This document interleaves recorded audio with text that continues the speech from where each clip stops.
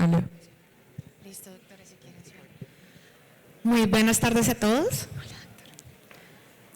Muchas gracias por acompañarnos. Yo soy Carolina Pérez del Departamento Médico de Novo Nordisk. Para nosotros es un placer contar con ustedes y con estos doctores para poder hablar hoy de semaglutida y semaglutida oral. Les presento al doctor Manuel Duarte, internista de México, miembro de la Asociación Mexicana de Medicina Interna y también es el líder del estudio Pioneer Real en México, y el doctor Andrés Zuluaga, farmacólogo y jefe del Departamento de Farmacología y Toxicología. Muchas gracias por acompañarnos, doctores. Les doy la palabra.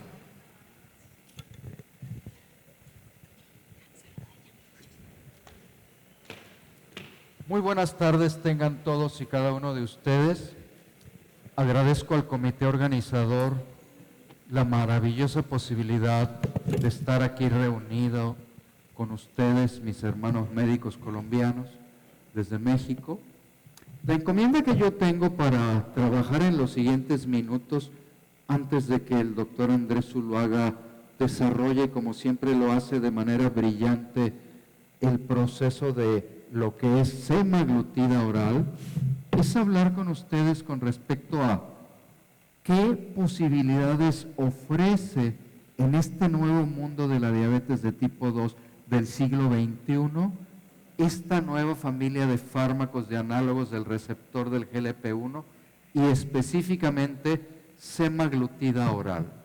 Porque un médico de cualquiera de las áreas que atendemos diabetes deberá entender estos conceptos y llevarlos a la práctica clínica. Iniciaré primero con lo siguiente. La vida es sino una continua sucesión de oportunidades para sobrevivir, dijo Gabriel García Márquez. Por lo tanto, si él dice que hay que estar cotidianamente luchando por sobrevivir, hay que traspolar esto a la diabetes y recordar que cuando diagnosticamos a una persona con esta enfermedad, ya de impacto estadísticamente tiene 15 años menos de vida, sin sacar cuentas de cómo está su condición, sin sacar alguna otra conclusión, simplemente en el momento que definimos usted tiene diabetes de tipo 2, estamos hablando de alguien que estadísticamente tendría 15 años menos de vida. Y entonces aquí vendría la opción de definir, ¿es mi mamá? Quiero que viva más. ¿Es mi suegra? Quiero que viva más, quiero que viva menos.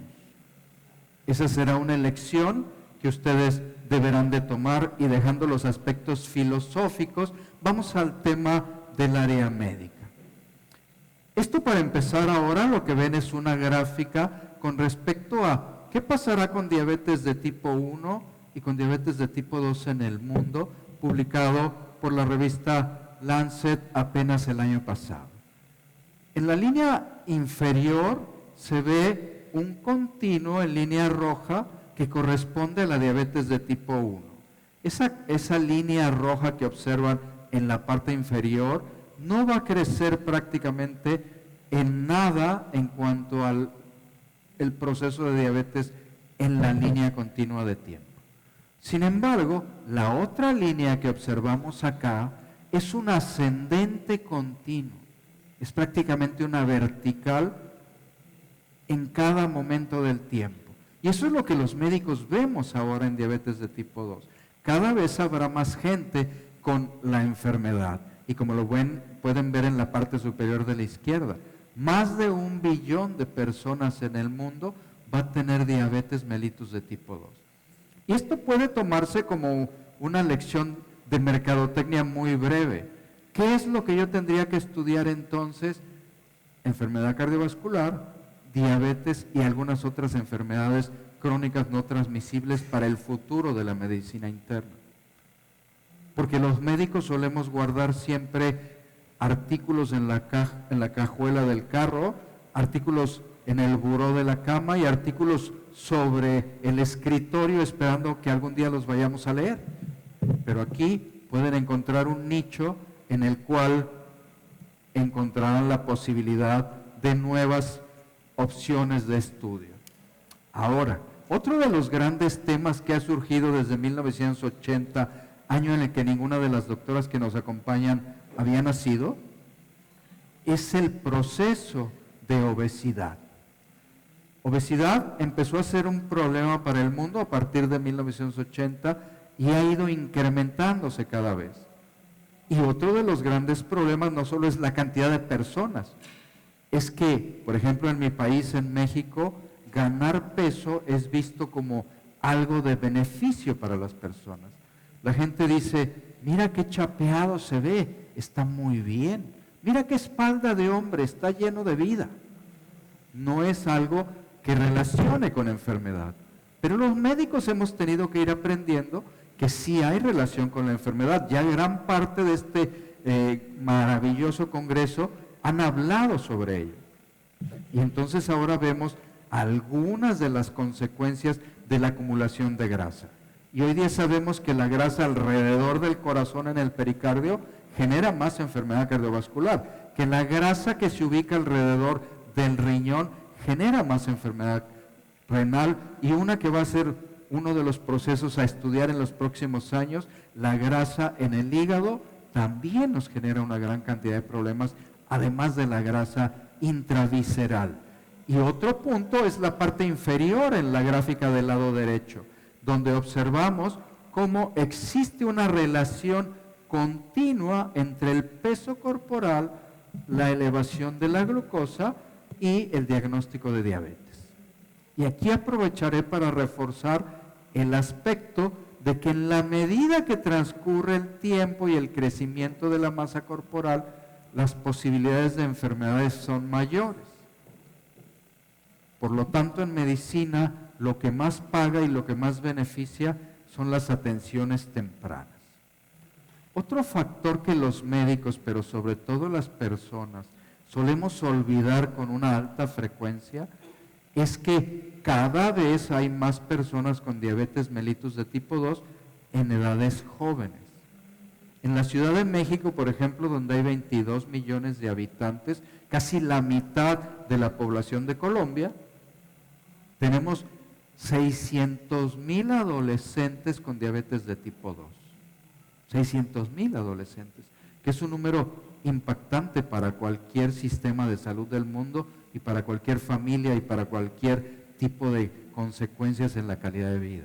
Bueno, hay que recordar que el inicio antes de los 40 años de diabetes mellitus, 40 años de edad en la persona, representa una enfermedad que produce más daño y que produce también más tiempo para que la persona pueda estar conviviendo con la enfermedad y por lo tanto con sus consecuencias.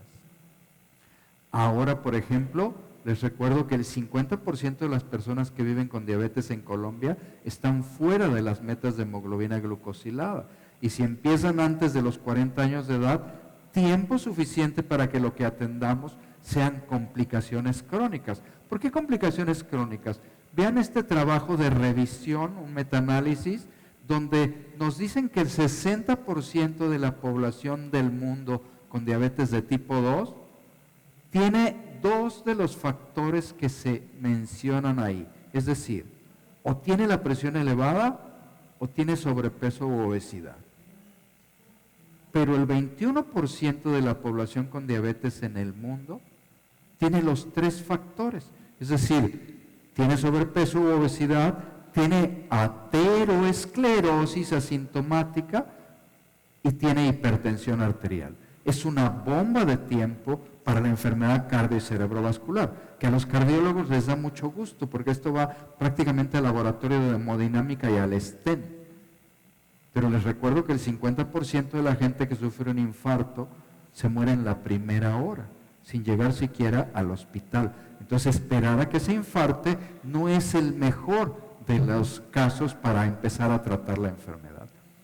Esta publicación que veremos ahora durante el Congreso, en el día jueves, lo que va a la mañana de hoy, y seguramente el día de mañana, las seguirán viendo hasta la saciedad. Estamos hablando de la definición del síndrome cardiorreno metabólico, publicado por la Asociación Americana del Corazón en noviembre del año pasado en su congreso en Filadelfia.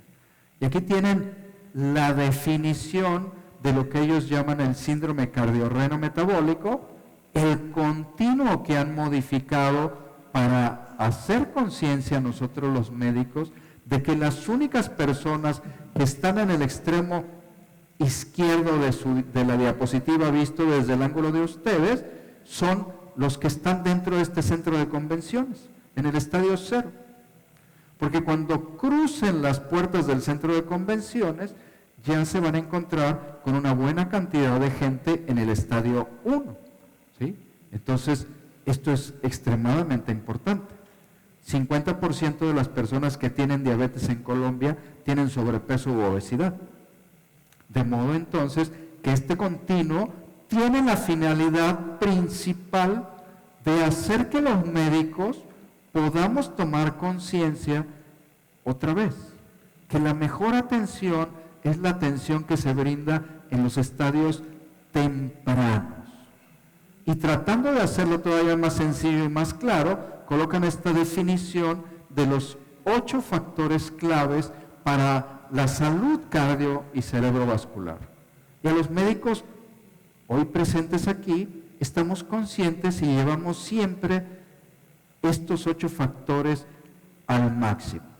Siempre dormimos entre 6 y 8 horas, todos los días, salvo ahora que estamos aprovechando el fin de semana acá en Cartagena y que va a ser festivo el lunes y seguramente se van a desvelar y van a tomar un poco más de la Club Colombia Dorada cuando cierren el congreso mañana, pero por lo general todos somos activos, llevamos una dieta saludable y vivimos de la mejor manera posible. Estadio 1, la gente con acúmulo de grasa, sobre todo en la cintura. Recuerden que para Colombia el promedio de 90 centímetros en la cintura ya es definición de obesidad abdominal y las consecuencias posteriores. Esto es algo muy frecuente. Pero ¿por qué insistir en que el síndrome cardiorreno metabólico es importante? Primero, porque produce un exceso de morbilidad que es superior a cada una de las enfermedades vistas de manera independiente. Segundo, porque incrementa el riesgo en el corazón, en el riñón, en la vasculatura. Y tercero, porque genera una sinergia en diferentes mecanismos de daño. Y no pierdan de vista ese punto inflamatorio, porque cuando la gente empieza a incrementar de peso corporal, sobre todo a nivel de la cintura, esa inflamación silente que antes llamábamos inflamación de bajo grado y que ha cambiado por inflamación llamada metainflamación, porque inflamación de bajo grado no asusta a ningún paciente, es como cuando le decimos, tiene la glucosa poquitico alta, tiene la presión poquitito alta, la gente considera que es hasta bueno. Entonces, la metainflamación es el concepto que hay que transmitir a la gente y que tiene la mala costumbre de matar a las personas.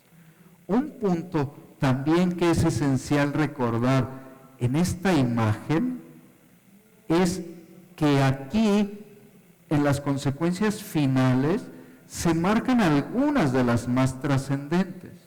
Pero, por ejemplo, donde está la imagen del cerebro, la única que se relaciona es el evento vascular cerebral en cualquiera de sus tipos.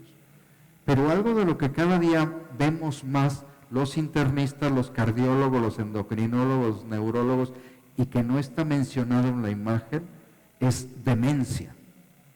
Demencia relacionada a enfermedad multivascular, relacionada a hipertensión mal controlada, ateroesclerosis, etc. Y eso hay que ser extremadamente cautos en detectarla a tiempo, porque desgraciadamente hasta hoy no tenemos ninguna forma de tratarla satisfactoriamente. Sí, en el camino de los análogos del GLP-1, en un proceso que ahora no está aprobado para su uso, van a encontrar trabajos sobre el uso de análogos de GLP-1, como liraglutida o semaglutida, en enfermedades neurodemenciales. Pero ese es un futuro a mediano plazo, lo mismo que la acumulación de grasa en el hígado, por ejemplo, que abren expectativas muy buenas, o realidades como la enfermedad renal. ¿Qué sucede en Colombia? Este síndrome cardiorreno metabólico es importante para mi práctica cotidiana como médico colombiano. Primero, las estadísticas más nuevas publicadas por la Asociación Mundial para el Estudio de la Obesidad, y me refiero a más nuevas porque corresponden a su Atlas 2024 de mayo de este año. Lo que observamos aquí, primero, 2019, la posibilidad de enfermedades crónicas no transmisibles en 2019 asociadas al índice de masa corporal. Parte 2, días perdidos asociados a enfermedades con índice de masa corporal aumentado y muertes.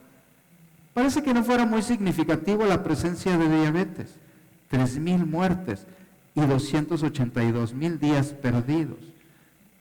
Suena más interesante el tema de la enfermedad cardiovascular o del evento vascular cerebral. Y así se pasa cuando vemos la gráfica de la derecha. Diabetes pareciera muy pequeñita comparada con la enfermedad cardiovascular y el stroke. Algunas reflexiones. 8 de cada 10 personas con diabetes mueren de enfermedades cardiovasculares.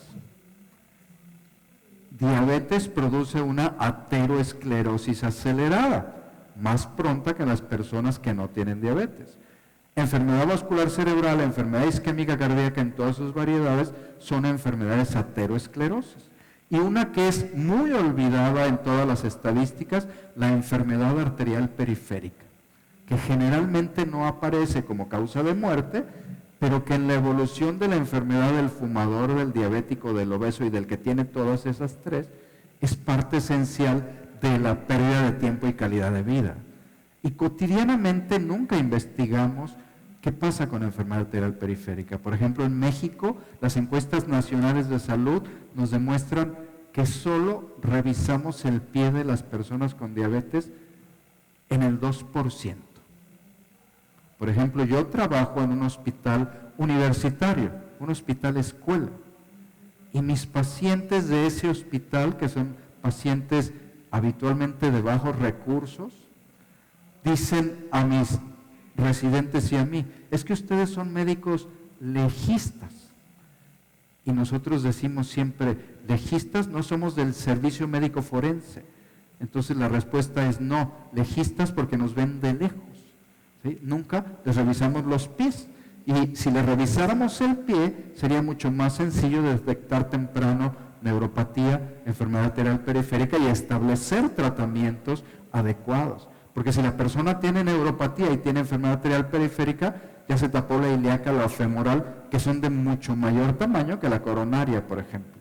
Entonces es importantísimo esto. ¿Cómo va el futuro de Colombia? Bueno, veamos ahora entre el 2020 y el 2035 qué sucede con la infancia. Y entonces, revisando aquí, el número de niños con aumento del índice de masa corporal entre el 2020 y el 2035, encontramos 1 millón de niños más en esos 15 años de evolución de tiempo. Luego, encontramos también que las enfermedades como elevación de la presión, la elevación de la glucosa y el descenso del HDL en esos años va a incrementarse de modo significativo. ¿El vaso medio lleno o el vaso medio vacío? El trabajo del médico asociado a diabetes está asegurado. La casa en Cartagena con yate a la entrada, con diabetes prácticamente estará asegurado. Pero nadie dice que alguno de esos niños no vaya a ser un nieto, un hijo, un familiar, etc. Las causas de muerte 2023 en Colombia. Sí, diabetes pareciera ser la más pequeñita, es esta. Y la más significativa otra vez, enfermedad coronaria y el evento vascular cerebral para 2023.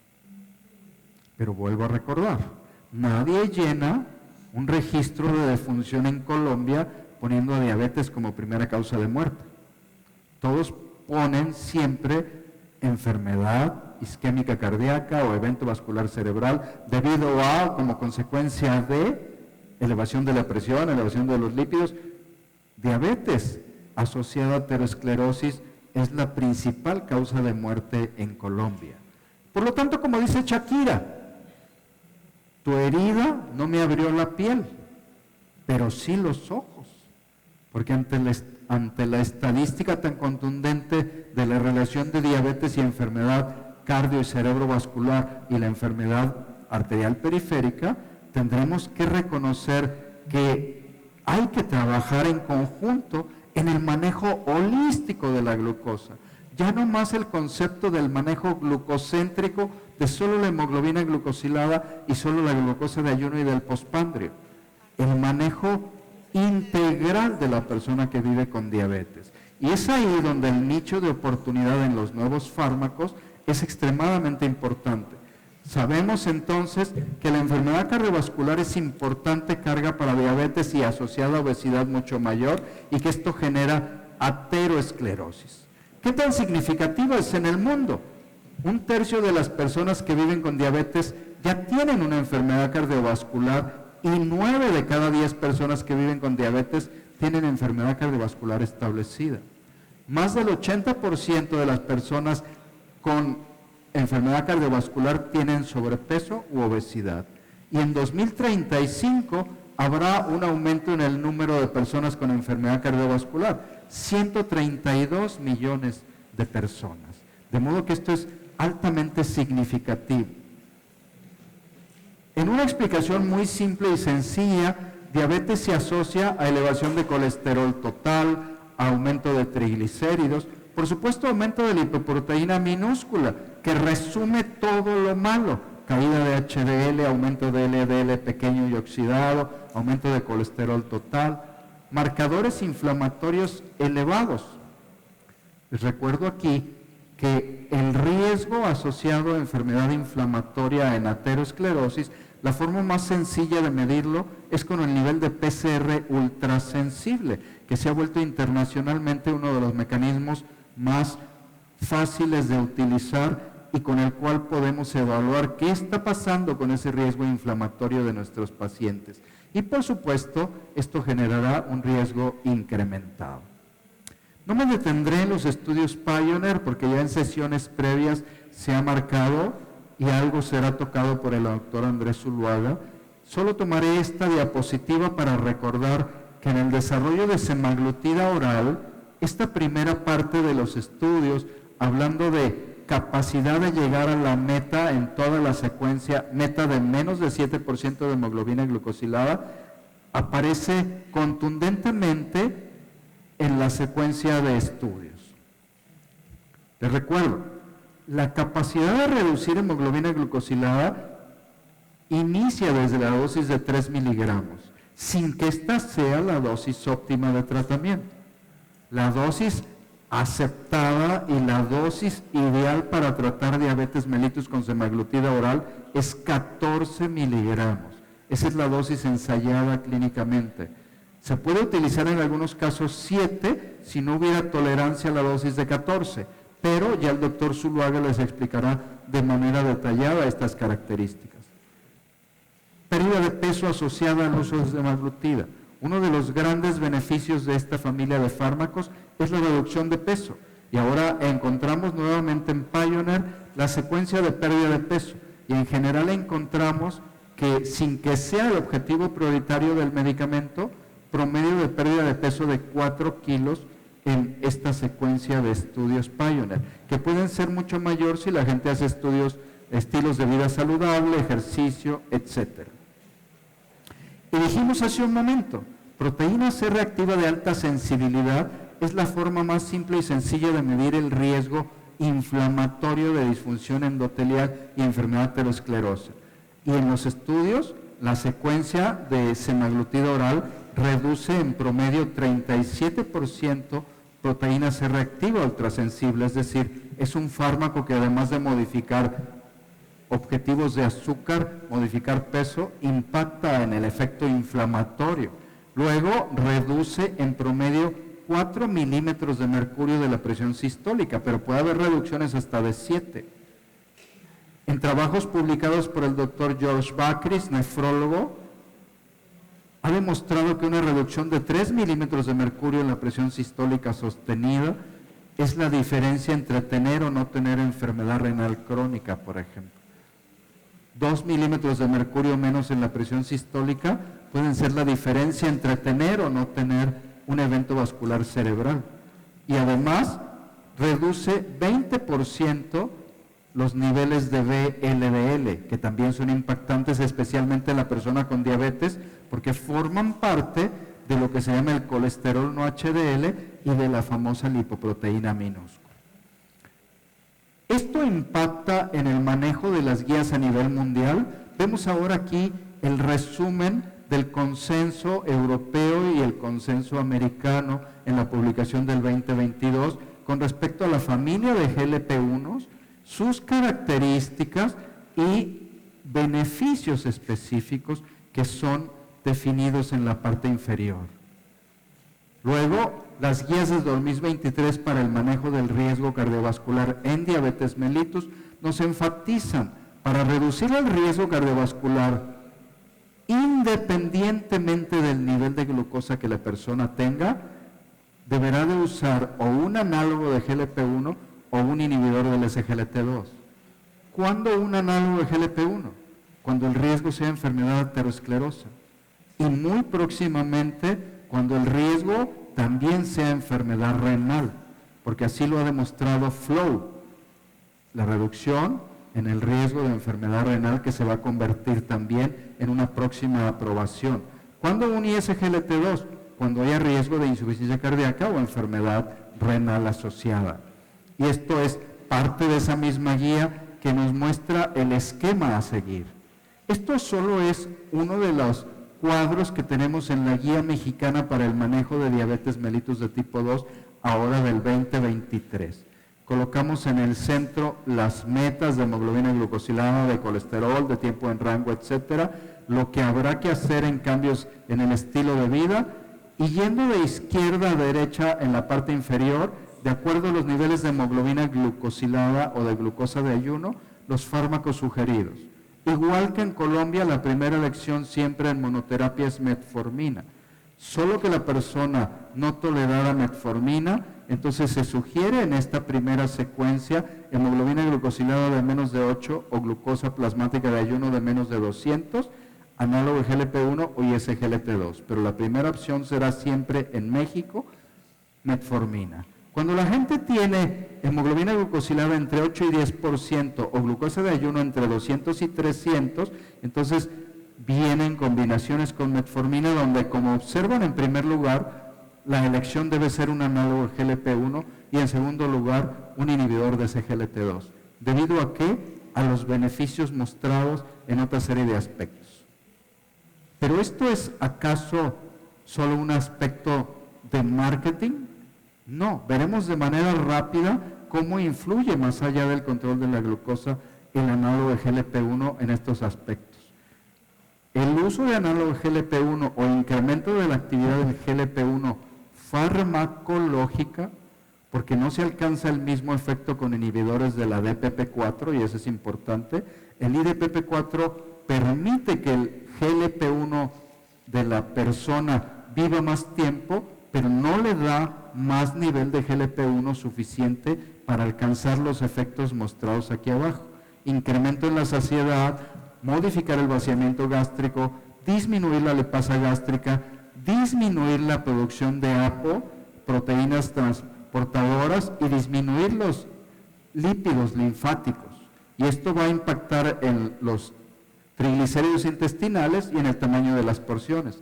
Recuerden que el IDPP4 es neutro en la reducción de peso, muy contado, solo sitagliptina modifica el apetito, los demás realmente no modifican el apetito.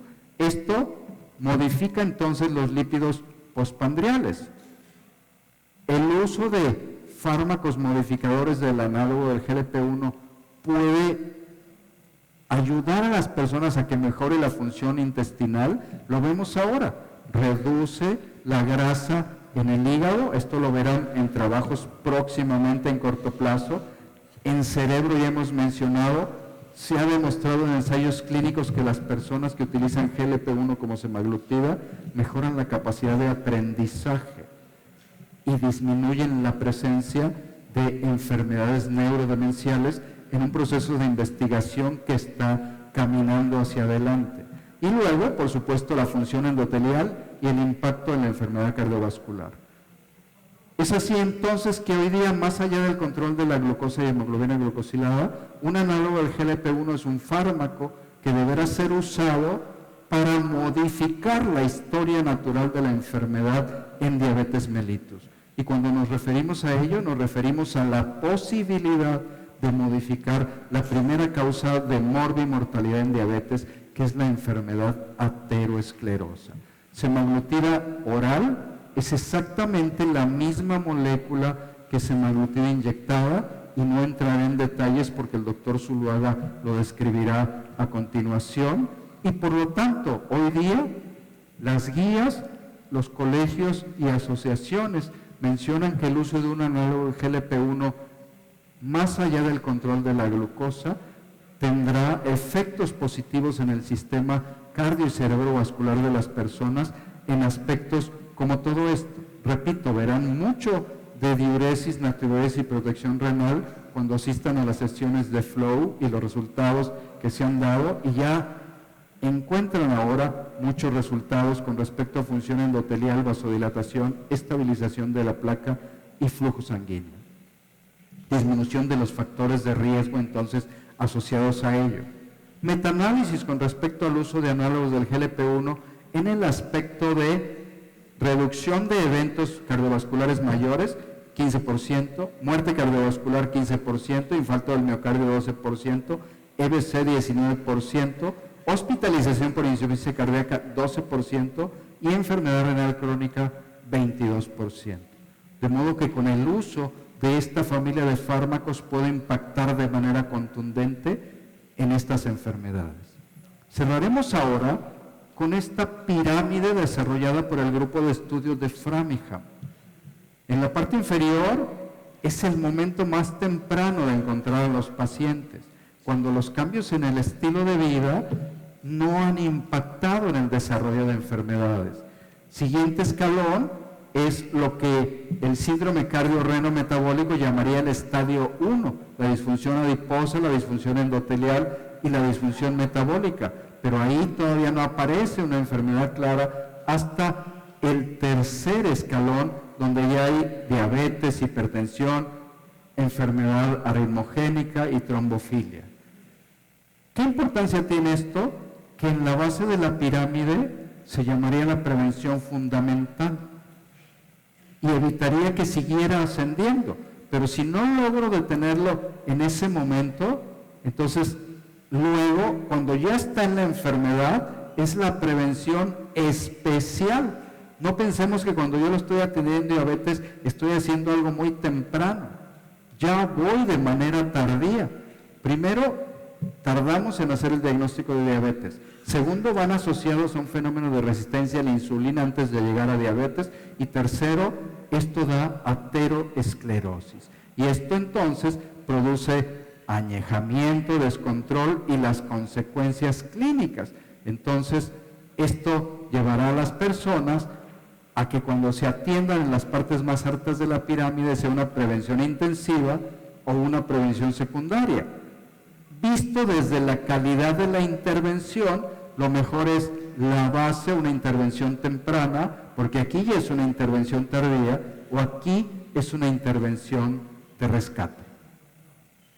Cierro con una frase de Gabriel García Márquez: la peor forma de extrañar a alguien es estar sentado a su lado y saber que nunca lo podrás tener.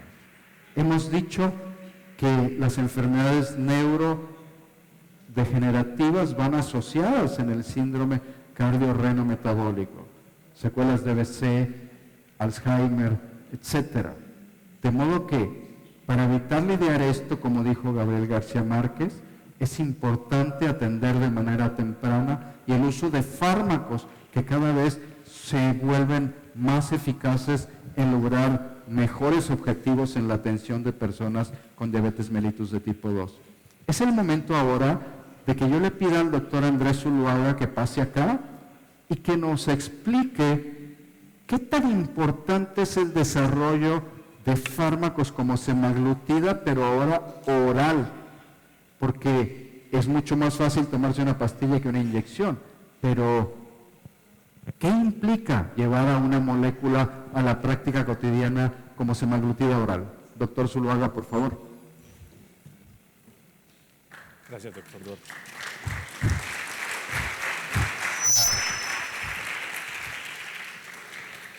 Bueno, muchas gracias al doctor Duarte por tan extraordinaria conferencia, a su presencia todavía. Yo les garantizo que el almuerzo de aquí está mejor que los demás, y eventualmente a los organizadores por permitirnos continuar esta charla. Y alrededor de la pregunta, yo me acuerdo, doctor, que un estudiante se acercó algún día y me dijo, doctor, es que los medicamentos biológicos son como difíciles de tragar.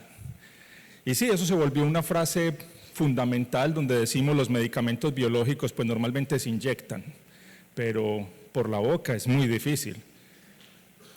Esa frase se repite y se repite en las clases de farmacología que uno dicta en medicina hasta que de pronto surge sema oral. Yo no voy a decir que para complicarnos, porque no es así, para facilitar la vida de muchas cosas y para cambiar el paradigma, y eso es lo que llamamos una innovación. Así que hablemos qué es lo que trae esa innovación en el fondo. La innovación parte de un concepto fundamental y parte de que comprendamos que, por supuesto, si estamos hablando de un producto biológico, es un elemento muy grande desde el punto de vista de lo que llamamos una molécula viva, pues finalmente ese péptido que vamos a administrar podríamos dar la analogía de que es del tamaño de un camello y lo vamos a pasar por el ojo de una aguja. ¿Cómo vamos a hacer eso? Y esa es la magia en el fondo que trae todo el concepto de la innovación del producto semaglutida. En este caso, fundamentalmente lo que quiere es mantener el perfil de beneficio, de efectividad y seguridad que traía el medicamento en su formulación inyectada, pero ahora en una forma farmacéutica por vía oral. Y claro, cuando dijo el ojo de una aguja, lo que estoy diciendo es, si lo vas a dar por vía oral, los productos biológicos normalmente no difunden, son muy grandes, tienen que ir por otros mecanismos. ¿Cómo lo vas a lograr? La introducción entonces del concepto parte de la adición de este elemento que ven en pantalla, el caprilato de sodio. El caprilato de sodio entonces se coadministra con semaglutida y eventualmente lo que permite es alcanzar una absorción sistémica que antes era imposible de lograr. Otra forma de decirlo es, pues mete el camello a presión por ese ojo de la aguja, difícilmente lo vas a lograr. Hay una parte adicional de lo que vamos a llamar como ese potenciador de la absorción, que más adelante les comentaré cómo lo logra. Así pues, hablamos de un producto que viene en una tableta diseñada esencialmente para mantener el control del paciente con diabetes tipo 2, manteniendo pues ese perfil ya conocido de semaglutide, y en ese concepto entonces lo que podemos decir es el primer medicamento del grupo terapéutico que eventualmente tiene posibilidades adicionales de administrarse a sus pacientes porque viene en formas farmacéuticas variadas. Tener una versión inyectada y una versión oral es una ventaja realmente cuando uno está frente al paciente, que puede también tener preferencias de uno u otro producto para administrarse. Obviamente, dentro de este concepto entonces tenemos que volver al asunto de los retos que fisiológicamente aparecen cuando hablamos de productos biológicos. Uno de ellos son elementos vivos que sufren cualquier condición medioambiental, física o química que los pueda agredir. En este caso, cualquier péptido que llegue a un bajo pH, a la actividad proteolítica de las enzimas presentes en ese sitio, eventualmente sufrirá una degradación. Y si eso llegase a absorberse, pues sería inútil. Aquí entonces el truco está en que el producto llegue intacto y que pase ese elemento vivo gigantesco en peso molecular a la circulación sistémica a partir del sitio de administración, que en este caso sería el estómago. De esta manera entonces el potenciador de ese proceso de absorción que se coadministra, pues vienen unos 300 miligramos hasta el día de hoy para poder lograr su efecto. Y el primer efecto lógico que tiene que empezar a desarrollar ese potenciador de la absorción es una neutralización del pH para que eventualmente no se dé la degradación del producto vivo. Pero el segundo elemento que tiene que lograr es favorecer que se dé un incremento de la absorción a partir del sitio de administración, que es esencialmente el estómago. Sí, aquí va a venir la pregunta clásica. Entonces, si el paciente por un acto quirúrgico ya no tiene una porción del estómago o no tiene estómago, pues con esto lo que podríamos decir es, ese paciente no debería recibir la versión oral, para eso está la versión inyectada. En este sentido, entonces, el estómago es fundamental para que ahí se ubique la tableta y empiece el proceso de degradación de la misma y se dé el fenómeno de potenciación de lo que vamos a llamar como absorción transcelular. Una pregunta que también puede surgir en este contexto y que frecuentemente algunos desarrollan es, ok, pero si un camello pasó por el ojo de una aguja, pues un dromedario también lo lograría, ¿no? O algo más grande, ¿qué tal un elefante? No es tan sencillo, ¿ok? Escoger el producto correcto implica gran trabajo de investigación y desarrollo. Y aquí lo primero que ustedes van a ver es una comparación de las distintas AGLP1 que tenemos disponibles. Y noten ustedes los pesos moleculares, se los voy a señalar por aquí. ¿Qué tal que habláramos de dulaglutide? Un producto de 59.000 Daltons. Para el que se le olvide lo de los pesos moleculares, recuerden que hay anticuerpos monoclonales que empiezan en los 50.000 Daltons. Y ahí es donde decimos, esos productos sí que son grandotes. Ok, semaglutide está en 4.110 Daltons. Así que escoger el producto correcto es como escoger entre el elefante gigantesco mayúsculo y de pronto el camello, y ninguno podría aquí decir que va a ser más fácil pasar un elefante que un camello. Escoger el medicamento, en este caso, con el cual podría darse la combinación adecuada con el caprilato de sodio, hace parte de lo que llamamos entonces esa innovación que cambió el concepto. Por supuesto, entonces, estamos hablando de una enfermedad como diabetes mellitus tipo 2, donde hay una característica esencial en el proceso fisiopatológico, la insuficiencia en la secreción de insulina, aumento en la producción de glucosa hepática, el deterioro de la regulación del apetito, etcétera, etcétera, etcétera, dentro de los 8 procesos que podríamos decir que están asociados con la fisiopatología de la enfermedad, y donde uno ve claramente que los AGLP1 tienen al menos 6 de los 8 puntos de intervención, y lo que no logra cubrir el AGLP1 en ese sentido, pues eventualmente puede ser cubierto con productos que algunos de ellos pueden también administrársele a los pacientes en forma concomitante. De esta manera, entonces, lo primero que hay que decir es, y lo hablábamos ahora con el doctor Duarte y con Carolina, hay productos que cambian el concepto médico. En la década del 80 del siglo pasado empiezan los productos bioterapéuticos, la introducción de la insulina recombinante humana, después vienen las estatinas, después viene todo lo que es las heparinas de bajo peso molecular, y ahora estamos en pleno siglo XXI aprendiendo cómo los AGLP1 también cambian el concepto de manejo de la diabetes tipo 2. La innovación hoy entonces es tener el primero del grupo que eventualmente tiene la posibilidad de administrarse por vía oral. De esta manera entonces, tanto el páncreas como el corazón, como el hígado, como todo lo que tiene que ver con el tracto gastrointestinal y el sistema de incretinas y hasta el mismo cerebro, pues responden de forma, diría uno, multifactorial a un control que eventualmente va más allá de lo que es la acción glucocéntrica para un cubrimiento completo, como ya nos presentaba el doctor Duarte, de este síndrome cardiorrenometabólico. Este metaanálisis o el resultado de este metaanálisis que ven en pantalla, y de pronto el panel A y el panel D puede ser mucho más claro, indica lo que ya conocemos, y es que es semaglutide. Por tanto, conserva las mismas ventajas o beneficios que le conocemos al producto, eventualmente cuando se compara contra otras incretinas u otros medicamentos que eventualmente hacen parte de la familia de los AGLP1. Hasta este instante entonces, en lo que es disminución de hemoglobina glicada y disminución de peso, que sería el panel D, pueden ustedes observar lo que es un beneficio concreto en favor eventualmente de semaglutide. La pregunta lógica, ok, pero si usted está hablando de un camello, yo no se lo imagino en la mañana en la mano de un paciente para ir por la boca, ¿no?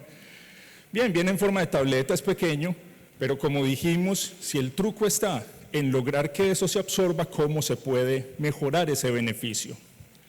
Lo primero entonces es hablar de esa absorción transcelular que ustedes ven en pantalla, que ya hemos mencionado que hace parte del efecto del SNAC, ese caprilato de sodio, y que eventualmente el truco está en que si diéramos una GLP-1 sin caprilato de sodio, la misma semaglutide, la absorción sería equivalente al 0.01, y algunos dicen 0.001%, literalmente no se absorbe nada.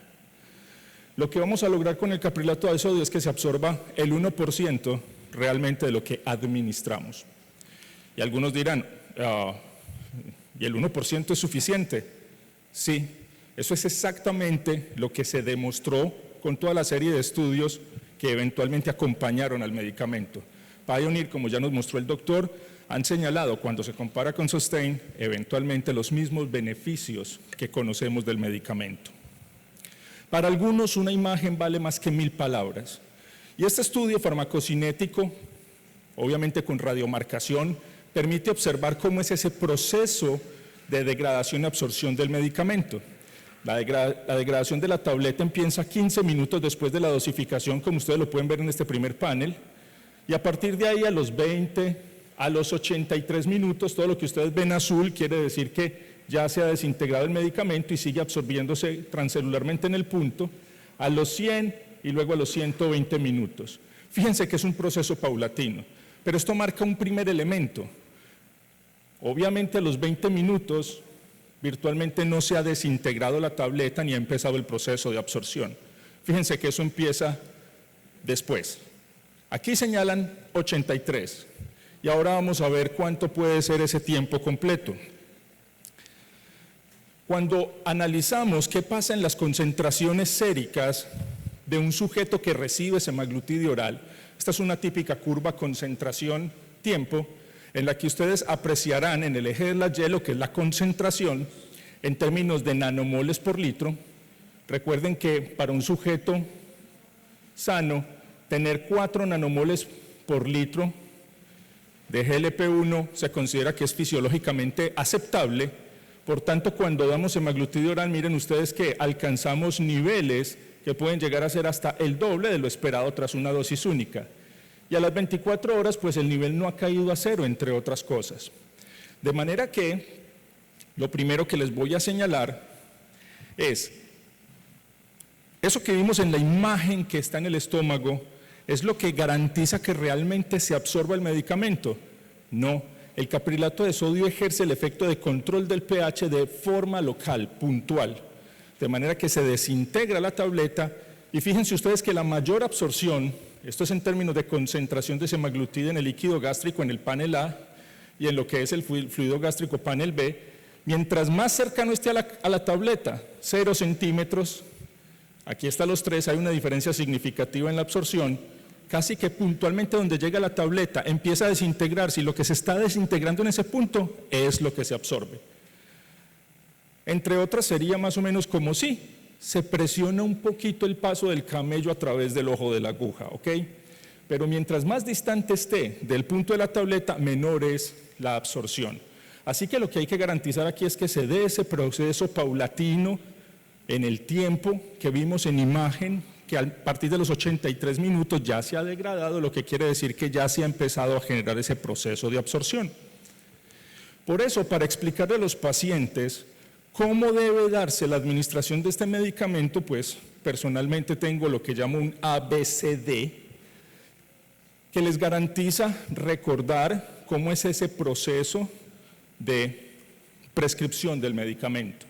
Hay que explicar entonces al paciente que se levante arriba, una vez se levante inmediatamente, el vasito que guardó por la noche con agua, medio vaso de agua, pues beba, consuma la tableta en ese momento con esa agua, cuente al menos 30 minutos, ya vimos por qué en imágenes al menos, a los 20 ni siquiera se había dado la desintegración, y después, máximo, las siguientes 2 horas consuma cualquier otro medicamento o desayune.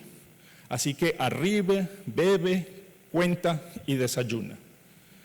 Dentro de este proceso, el primero, que es bebe, pues hay que empezar a mencionar cuánto es ese volumen, por qué medio vaso de agua. Pero también se dieron cuenta que la letra C implica contar. ¿Por qué contar? Cuando comparamos los individuos que se alimentan versus los que tienen ayuno, miren la diferencia en los niveles séricos. Casi que el que se alimenta y no espera un ayuno, al menos de 30 minutos y hasta 2 horas, observen ustedes que virtualmente se nulifica los niveles séricos, versus individuos que tienen ayuno, que dependiendo del tiempo de ayuno pueden llegar a niveles incluso pico de 125 nanomoles litro. Eso es una barbaridad en cantidad. Así que sí, puede haber algún sujeto que es hipersensible al efecto, entre comillas la palabra hipersensibilidad, por supuesto dependiendo también de las características de absorción que tenga del producto. Miren entonces ustedes, cuando Novo estudió lo que era la comparación de esperar 15 minutos, 30, 60, 120 de ayuno después de la dosis, las diferencias que se observan. Virtualmente entre 30 minutos y 60 no hay ninguna diferencia. Por supuesto que esperar 2 horas hay una diferencia significativa. Y sin ninguna duda, comparar 30 con esperar 15, que ni siquiera da el tiempo suficiente para la desintegración, es insuficiente. Así que para algunos pacientes esperar 120 minutos puede ser demasiado, especialmente dependiendo de las características y la calidad de vida que tenga el sujeto. Lo que uno podría decir es, espere, cuente al menos 30 minutos. Así que arriba, bebe, cuenta al menos 30 antes de proceder a desayunar. ¿Impacta el volumen? Claro que sí. Y aquí pues les actualizo 2 noticias. Esta tabla me la enseñó el exnovio de mi hija, María Clara, chef. Él me dio la tabla de equivalencias, me enseñó básicamente que cuando hablamos de vasos hay 2 tipos, los que son de cerámica o de otro material parecido, que están en los extremos, normalmente el famoso mug o la taza de café, pero los vasos de vidrio, cualquiera de ellos oscilan con un volumen entre 240 y 150. Si yo le digo al paciente, medio vaso de vidrio, vas a estar entre 120 y 75 mililitros. Y nos vamos a dar cuenta que ese volumen importa. Gracias a la vida, pues hay 2 cosas, una buena y una mala. La primera actualización, la mala es que ya no es novio de mi hija y eventualmente pues no le logré coger la receta de la torta tan buena que preparaba de zanahoria. La buena noticia es que ya no es el novio de mi hija. Así que me quedo con esto para mostrarles una curva farmacocinética comparativa entre lo que son individuos que reciben 50 mililitros versus los que reciben 240. ¿Por qué medio vaso? ¿Cuánto dijimos que era medio vaso de ese vaso de vidrio? 75 a 120. Ese es el punto ideal. Ponerle 240 el vaso lleno antes perjudica los niveles que se van a alcanzar. ¿Ok? El volumen importa. E importa mucho. Así pues, la ingesta de los alimentos, el volumen de líquido y el tiempo que debo esperar de ayuno son críticos cuando hablamos de administrar este medicamento a nuestros pacientes. De esta manera se recomienda tomar semaglutide oral en la mañana en ayunas, al menos 30 minutos antes de la primera comida del día con medio vaso de agua. Ya saben qué es eso eventualmente y por qué tiene importancia. Los alimentos antes de la dosis o el aumento de líquidos y la disminución en el tiempo de ayuno eventualmente van a alterar lo que se va a absorber del medicamento. Siguiente pregunta. ¿Y qué pasa en el que tiene problemas renales, el hepático, el que tiene eventualmente alguna enfermedad del tracto digestivo superior, una gastritis?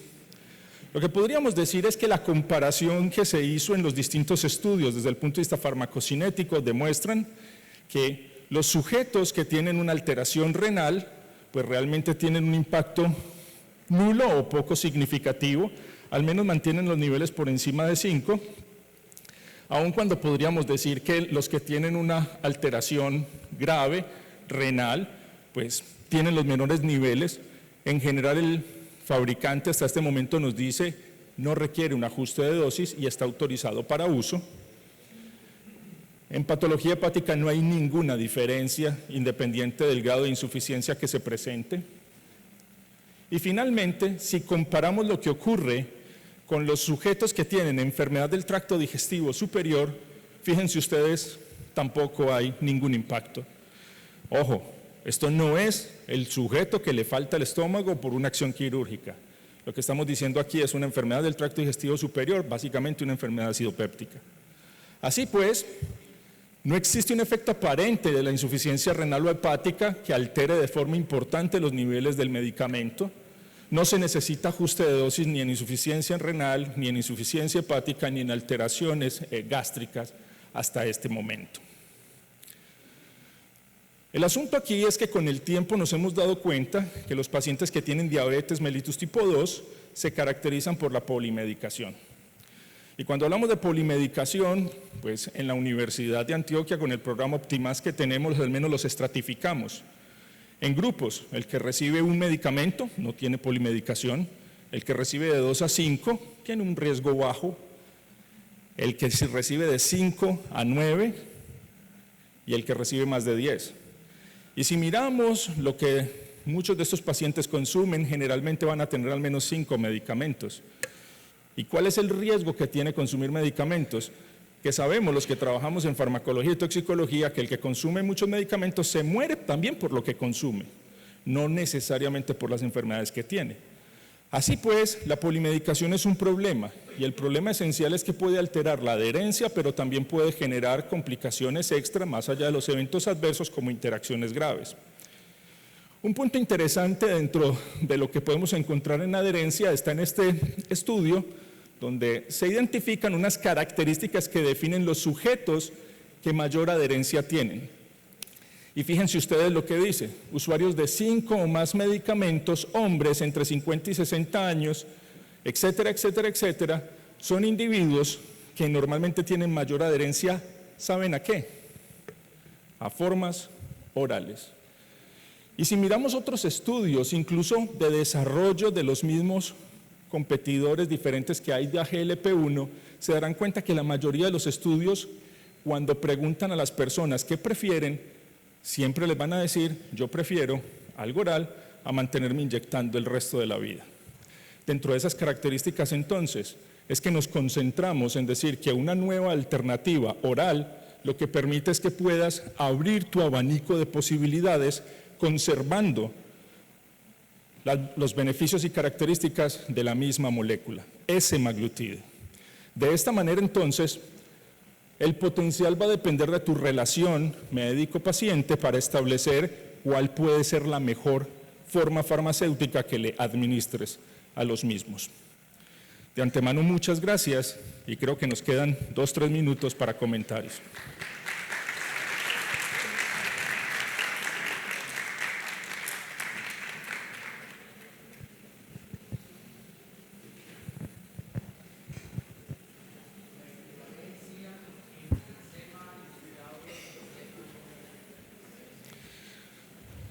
La recomendación aquí viene y se parte en dos, ¿ok? Uno, acompáñense del equipo médico, creo que por aquí hay varios del equipo médico de nuevo que también les pueden dar, pero si vas a lo que está hoy por el inserto lo que te va a decir es que 14 miligramos equivale a 0.5, esa es la equivalencia que manejamos de acuerdo al autorizado en Colombia, ¿ok? También podemos hablar de experiencias propias. Una vez termine la charla, con mucho gusto nos dedicamos a charlar un rato sobre eso.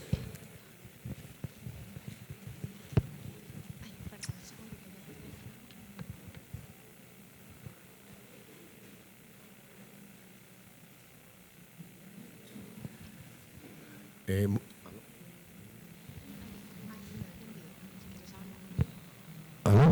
Bueno, excelente presentación, felicitaciones a los expositores. Hace poco tiempo se presentó una situación acerca de los GLP-1, tanto inyectable como oral, en los pacientes que van a ser llevados a cirugía. ¿Cuáles son las indicaciones y cuáles son las prevenciones que toca tener en este caso? Sí, se han hecho varias publicaciones al respecto. Una apareció en los Estados Unidos diciendo que las personas que eran llevadas a cirugía tenían mayor riesgo de broncoaspiración. No sé si es a la que se refiere. Fue un estudio retrospectivo en el cual no se ha demostrado que sea efectivamente un evento adverso que comprometa la vida de las personas. Y hasta hoy la indicación en el caso de SEMA oral es suspenderla 24 horas antes de la cirugía y reiniciarlo cuando la persona ingiera su alimento. No ha habido mayor problema. Dos preguntas.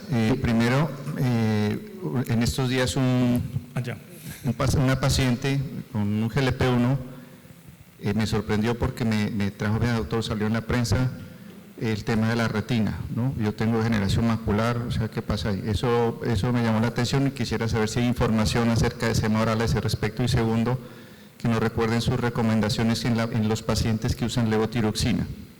Sí, dejemos la de levotiroxina para el doctor Zuluaga, que es el experto.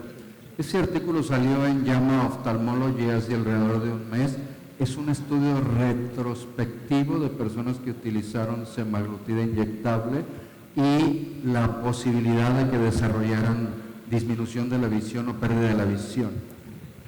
El estudio fue muy difundido por la prensa, pero hay que recordar que metodológicamente hablando los estudios retrospectivos no son la mejor evidencia disponible. Ahora la Casa Novo Nordisk está corriendo un estudio que está por terminar respecto a retinopatía, precisamente que recuérdame el nombre, no me acuerdo ahora, Caro. Bueno, pero es un estudio específicamente para retinopatía que hasta ahora, en lo que va corriendo el estudio, no ha tenido ningún problema, pero tendrá resultados a más tardar el año próximo al respecto de esto. Se había presentado en Sustain una situación parecida que fue realmente aparentemente asociada solo a la reducción de hemoglobina glucosilada rápida, pero en el resto de estudios, sobre todo con SEMA oral, no ha habido ningún problema. Respecto a la levotiroxina, sí, y aquí creo que hay que empatar los dos temas, ¿no? Porque tanto de lo que es la parte de retina, como lo que pueden ser otras cosas, tiroides, pancreatitis, en fin, como enfermedades que también tienen interacción con el medicamento. Si utilizan ustedes una base de datos como drugs.com, que tiene un Drug Interaction Checker, donde pueden buscar cuáles son las interacciones que se presentan, utilicen la herramienta para poner el término semaglutide. Se van a dar cuenta que les aparecen 240 y tanto interacciones. ¿Cuáles las interacciones clínicamente relevantes? Son solamente 6. Y con productos que ni siquiera están disponibles en nuestro mercado porque o ya no existen, gatifloxacina, por ejemplo, u otros productos que ni siquiera se comercializan. En ninguno de ellos aparece levotiroxina. Eso no quiere decir que la levotiroxina no interaccione de forma moderada o baja con muchos otros medicamentos, ¿no? Pueden alterar potencialmente la acción de uno u otro. La interacción de la levotiroxina afecta diuréticos, las tiacidas, por ejemplo, lo que puede ocurrir con la insulina misma, y es una recomendación en general simplemente de observar la coadministración.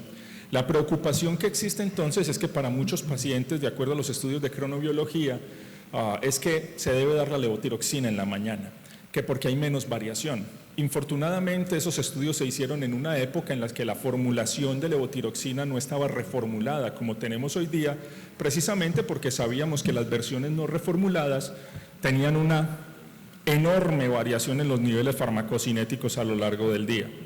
Hoy, en términos prácticos, tú puedes separarlo y decirle, ok, espera al menos 1 hora o 2 horas antes del desayuno para consumir la levotiroxina, pero honestamente, a los pacientes que me toquen a mí manejar, lo que yo les digo es, consuma la levotiroxina en la noche, antes de acostarse, y en la mañana practique el mecanismo con SEMA oral, y así no tienes ningún problema. En España, en estudios de la vida real, se ha hecho seguimiento a este tipo de pacientes y no tienen ninguna alteración del control que llevan sobre la tiroides, por ejemplo, con esa herramienta que te estoy diciendo, dar en la noche y otro en la mañana. Esa es una alternativa también. Focus es el estudio que se está corriendo para el tema de los ojos. Ese es un ensayo clínico controlado, aleatorizado. Habrá que esperar sus resultados, pero hasta hoy no ha habido ninguna noticia negativa al respecto. Muchas gracias a los dos profesores. Quería preguntarles, en el caso de, como se vio en las fotos, la absorción es netamente gástrica, se hace la disolución de la tableta, etcétera. Entonces, ¿qué pasaría en el caso de una complicación frecuente del diabético como es la gastroparesia? ¿Qué pasa en ese paciente que tiene una gastroparesia diabética? Y segundo, y si en el mismo caso que permanece mucho tiempo la tableta adherida a la mucosa, podría producir algún efecto secundario, por ejemplo, un ulcus gástrico. Gracias. Sí, en ese caso particular es curioso porque la tableta quedaría adherida en el estómago. Después de las 2 horas que se dé la desintegración completa, lo que se ha observado es que no tiene ningún impacto. Es decir, se elimina más lento, por supuesto, pero termina eliminándose por completo del tracto gastrointestinal. El caprililato de sodio, realmente el efecto que tiene neutralizante tampoco dura más allá de las 2 horas, me refiero al pH gástrico. Así que, asumiendo que se queda más tiempo en el estómago, pues de todas formas se va a quedar los 20-30 minutos de hecho que requiere para empezar la desintegración, y si se pasa a las 2 horas, a las 2 horas se va a desintegrar por las enzimas proteolíticas por completo semaglutide, y el resto del caprililato de sodio ya habrá quedado disuelto y sin efecto local de bajar el pH.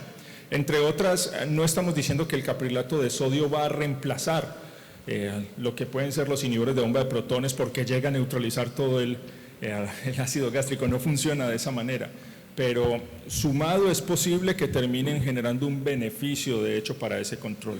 Así que ese temor hace parte también de lo que podríamos decir, no hay una consecuencia netamente negativa tras la administración del producto en ese tipo de pacientes. En el intercambio de dosis, por acá. ¿Dónde? Aquí chiquito. No, es que la luz es imposible. En el intercambio de dosis oral semanal, ¿se ha considerado la posibilidad de aumentar la dosis por encima de 14 para lograr tener un efecto más parecido a, por ejemplo, 1 miligramo?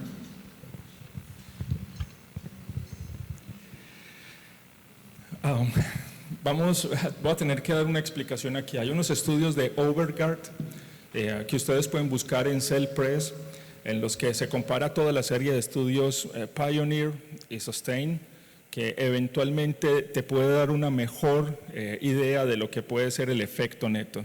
El fabricante hoy recomienda, insisto, que sea 14 miligramos equivalente a 0.5. Pero personalmente, y esto es un comentario netamente personal, esos estudios de Overgaard pueden llevar a que el concepto pueda cambiar un poco en los próximos meses o años, y que eventualmente miremos términos de equivalencia que implicaría no tener que seguir aumentando tanto para llegar a esa equivalencia de 1. Eso que les estoy diciendo es lo que apenas estamos conociendo gracias a toda la información. Hoy esa equivalencia es la misma. De hecho, yo ampliaría la pregunta y diría, todos sabemos que en las últimas 2 semanas ya han publicado estudios de semaglutide 50 miligramos para bajar mucho más de peso. Y entonces ahí el punto ya ni siquiera sería empezar a pensar en equivalencia, sino con cuál de ellos es que tengo la opción de llegar hasta esos niveles. Entiendo la situación y entiendo que puede haber un mayor interés por cómo está en este momento la disponibilidad para algunos pacientes de ese intercambio. Pero repito, la recomendación es 14 es equivalente a 0.5, así es como está en el inserto, y siempre acompáñense del equipo médico de Novo para poder llegar a qué hacer con un paciente en caso de esa equivalencia.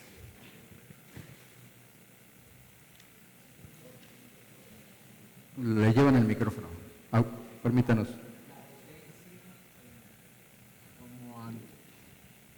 Está encendido, está encendido. La potencia comparado el sema inyectado o vía oral, el doctor ya explicó que hay personas que van a preferir tomarse una tabletica a inyectarse, hay otras que los que tienen mucha polifarmacia van a aceptar es mejor una inyección semanal que tomarse otra pepa. Entonces la pregunta es, la potencia en cuanto al efecto final de ponerse la inyectada o vía oral, ¿qué nos puede decir con respecto a eso? La molécula es exactamente la misma, semaglutida. El proceso es lo que llega al torrente sanguíneo de los sitios blancos, que como ya lo dijo el doctor Andrés Zuluaga es el 1%, en el caso de la oral. Y esto va a impactar entonces en el tema de capacidad de reducción de la hemoglobina glucosilada y sobre todo reducción de peso. En la medida que usted incrementa la dosis que pasa a la sangre, entonces la reducción de peso y la reducción de hemoglobina glucosilada es un poco mayor. Por ejemplo, en la dosis de 1 miligramo reduce 0.5% más de hemoglobina glucosilada, pero en eficacia un paciente que tiene un promedio de 8.5%, que es el estándar, con la dosis de 14 miligramos alcanza la meta sin mayor problema. Es el mismo producto, SEMA es SEMA, ¿ok? Es otra forma farmacéutica. La potencia al final termina siendo biológicamente la misma si hablamos unidad por unidad. Entonces el efecto termina siendo indistinguible en muchos de los aspectos que conocemos, aun cuando para muchos todavía falta el estudio del beneficio cardiovascular que tiene la versión inyectada demostrada y que todos sabemos que pronto van a salir los resultados. Sería anómalo esperar que no diera exactamente el mismo beneficio. Creo que la doctora iba a preguntar. La doctora. Quería preguntar lo siguiente. ¿Qué nos recomendaría con qué hemoglobina glicosilada iniciar la semaglutida en el paciente y con qué hemoglobina glicosilada nos recomienda llegar con el paciente al final? Sí, aquí vamos a dividir la respuesta entre la medicina basada en la evidencia y la medicina basada en la existencia. En la medicina basada en la evidencia, usted podría iniciar semaglutida oral en cualquier persona que esté entre 8.5% de hemoglobina glucosilada, ¿sí? Podría iniciarla incluso sin metformina, tomando en cuenta el riesgo cardiovascular, sobre todo, obesidad, etcétera. Pero esa es la medicina basada en la evidencia. La medicina basada en la existencia es que usted en Colombia tiene que usarla posterior a metformina cuando encuentra que no llegó a la meta, lo cual no es un problema. Si con metformina usted no alcanzó la meta, la puede en cualquier momento por arriba de 7% puede iniciar semaglutida oral y usted va a esperar una reducción promedio del 1.5% con la dosis de 14, entonces sin mayor problema. Muchas gracias a todos. Gracias, un honor. Un placer.